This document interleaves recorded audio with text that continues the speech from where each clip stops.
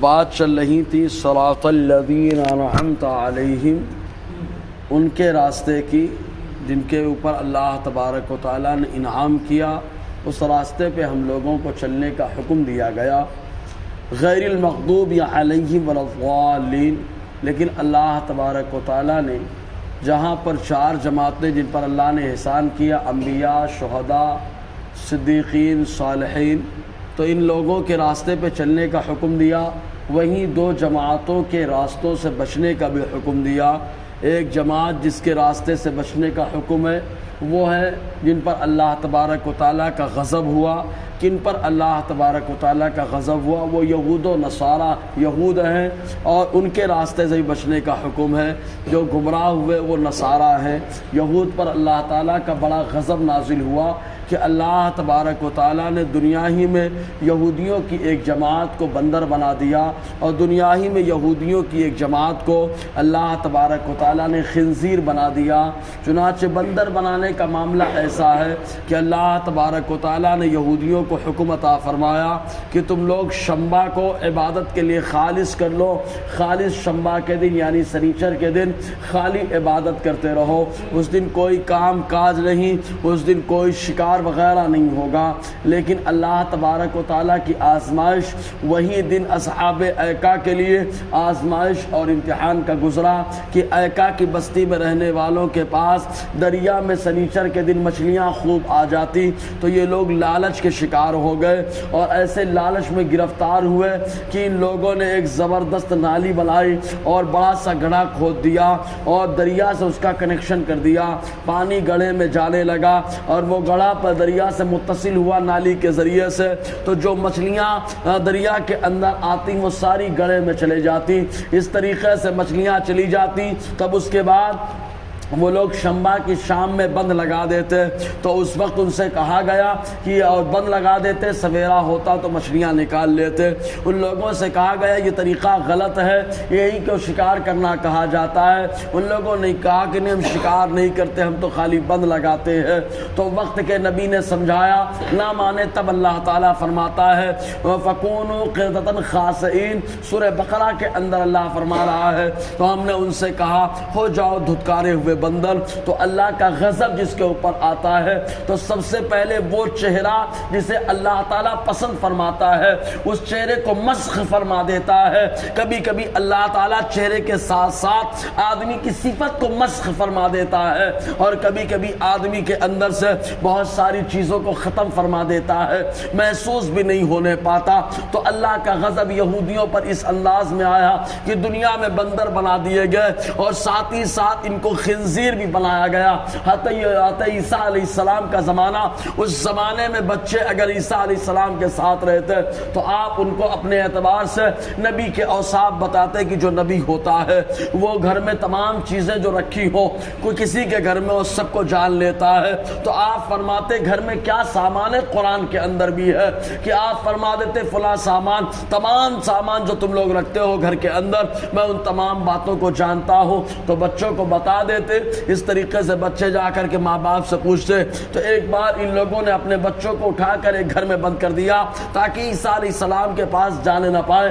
حتی عیسیٰ علیہ السلام کا گزر ہوا، جب گزر ہوا بچوں کو نہ دیکھا، پوچھا کہاں ہے، تو بستی والوں نے کہا نہیں معلوم۔ تو آپ نے فرمایا اس گھر کے اندر کون ہے؟ تب ان لوگوں نے کہا اس کے اندر خنزیر ہے۔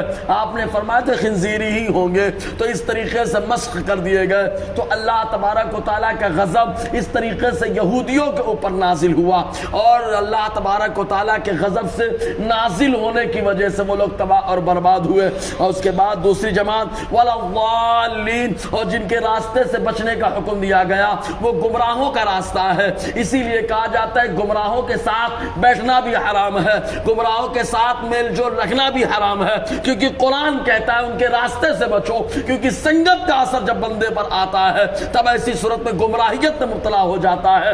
قرآن خود کہہ رہا ہے کہ اللہ تعالیٰ کے نیک بندوں کے ساتھ رہنا، اور جن پر غضب ہوا ان کے راستے سے بچنا ہے، اور جن پر جو گمراہ ہو گئے ان کے راستے سے بچنا ہے۔ ہم مراد کون ہے یہاں پہ؟ نصرانی ہے۔ وہ کیسے گمراہ ہوئے؟ تو چنانچہ یہود نصرانیوں کے اندر بڑی بڑی جو جماعتیں ہوئیں وہ تین ہوئیں۔ ایک کو یعقوبیہ کہا جاتا، کہا جاتا ہے، اور ایک جماعت کو ملکانیہ کہا جاتا ہے، ایک کو نستوریہ کہا جاتا ہے۔ ان میں سے کسی کا عقیدہ یہ ہے کہ اللہ تبارک و تعالیٰ تین میں سے ایک ہے، معاذ اللہ، تین میں سے ایک، مطلب وہ لوگ یہ کہتے ہیں اللہ بھی اللہ ہے، خدا ہے، معبود ہے، حضرت مریم بھی معبود ہے جن کی عبادت کی جائے، معاذ اللہ، حضرت عیسیٰ علیہ السلام کو بھی خدا ان لوگوں نے مانا۔ اور ان میں سے کسی کا کہنا یہ ہے کہ اللہ تبارک و تعالیٰ باپ ہے، معاذ اللہ، حضرت عیسیٰ علیہ السلام کو بیٹا، حضرت مریم کو ماں کہا۔ اس طریقے سے وہ گمراہی اور کفر کے دلدل میں گھستے چلے گئے۔ تو اس طریقے سے اللہ تعالیٰ ان لوگوں سے بچنے کا حکم عطا فرمایا۔ رب فرماتا ہے ان کے ساتھ مت رہو، غیر المغضوب علیہم ولا الضالین، ان کے راستے سے بچو جن پر اللہ کا غضب ہوا، ولا الضالین، اور ان کے راستے سے بھی جن جو گمراہ ہو گئے۔ اب ولا الضالین کہنے کے بعد سورہ فاتحہ مکمل، دعا بھی مکمل۔ آقا علیہ السلام نے حدیث پاک میں ارشاد فرمایا، مجھے جبرائیل نے حکم دیا کہ اللہ تعالیٰ فرماتا ہے جب وَلَضَّالِّينَ کہہ کے سورہ فاتحہ مکمل کریں تو آپ آمین کہہ لیا کریں۔ تو حضور صلی اللہ علیہ وسلم آمین کہا کرتے تھے۔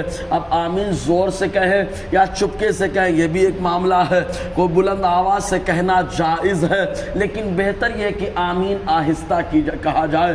کیوں آہستہ کہا جائے بہتر ہے؟ اگر کوئی بلند آواز سے آمین کہتا ہے تو یہ جائز ہے، آہستہ کہنا یہ مستحب ہے۔ اس کی وجہ یہ کیا ہے؟ التامین وہ دعا، حضرت عطا فرماتے ہیں آمین کہنا یہ دعا ہے، اور دعا میں بہتر یہ ہے کہ آہستہ ہو، اس لیے آمین کہنا آہستہ۔ پھر مزید دیکھیں آقا علیہ السلام نے فرمایا جب کہو وَلَضَّالِّينَ تو کہو آمین، اس لیے کہ جس کا آمین کہنا فرشتوں کے آمین کہنے کے موافق ہو گیا، اللہ تعالیٰ اس کے سارے گناہوں کو معاف فرما دیتا ہے۔ اب فرشتوں کا آمین کہنے کے مطابق مطلب آپ غور کریں، ہم لوگ نماز میں ہیں، کرامن کاتبین ہمارے ساتھ ہے، ہمارے ساتھ بہت سارے فرشتے ہیں، اسی لیے نماز میں سلام کے اندر جب داہنی طرف سلام پھیرے تو داہنی طرف کے فرشتوں کی نیت بھی ہو انسانوں کے ساتھ، بائیں طرف سلام پھیرے تو بائیں طرف انسانوں کے ساتھ فرشتوں کی بھی نیت ہونی چاہیے۔ تو فرشتے رہتے ہیں نماز کے اندر تو فرشتے بھی آمین کہتے ہیں۔ اللہ اکبر، جب آمین کہہ رہے ہیں وہ تو دو طریقے سے ہو سکتا ہے آمین کہنا، یا تو وہ بلند آواز سے آمین کہتے ہیں اور یا تو آہستہ کہتے ہیں۔ اگر بلند آواز سے کہتے تو ہمیں بھی سنائی دیتا، لیکن انہوں نے بلند آواز سے نہیں بلکہ آہستہ کہا۔ یہی سے معلوم ہوا کہ جس کا آمین کہنا فرشتوں کے آمین کہنے کے موافق ہو گیا، اللہ تعالیٰ اس کے سارے گناہوں کو معاف فرما دیتا ہے۔ تو وہ آہستہ کہتے ہیں، اس لیے آہستہ کہنا یہ مستحب ہے۔ انشاءاللہ اور آگے گفتگو رہے گی۔ اللہ تعالیٰ ہم سب کو فیضان قرآن، برکات قرآن سے مالا مال فرمائے۔